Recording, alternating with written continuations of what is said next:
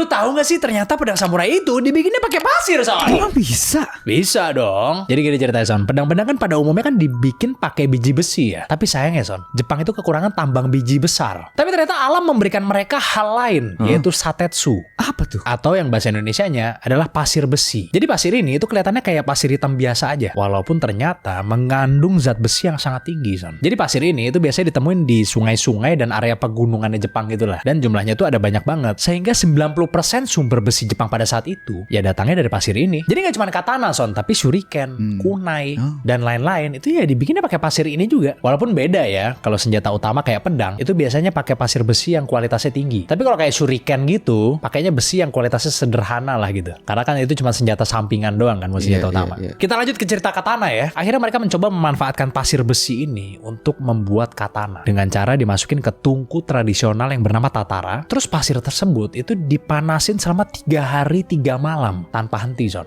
Pakai arang manasinnya. Selama proses ini berlangsung, apinya itu harus dijaga sama orang, Son.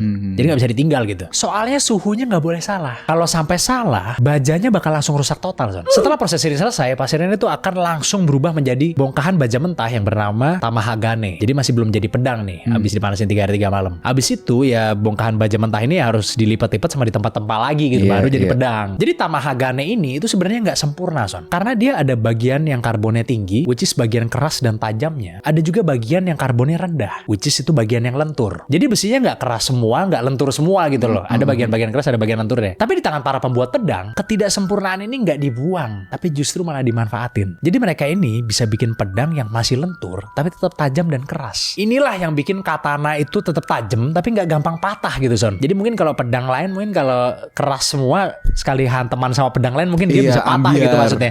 Ini enggak, karena dia ada lenturnya apa enggak. Tapi sayangnya katana asli itu emang udah jarang banget ditemuin, Son. Karena ya proses tatara itu udah hampir punah. Lagian ya emang capek juga sih ya jagain bongkahan besi gitu 3 hari 3 malam ibaratnya. Udah gitu ya bongkahan tamahagane-nya tadi itu sekarang udah dilindungi sama negara. Jadi nggak sembarang orang bisa dapat akses ke pasir besi itu lagi. Di samping itu craftsmanship-nya juga luar biasa ya. Udah jarang lah sekarang kayaknya orang yang sesabar dan seahli itu buat bikin sebuah pedang gitu. Katanya mendingan gue bikin pistol gitu kan. Iya, benar. siapa yang pakai pedang sekarang kan? Iyalah.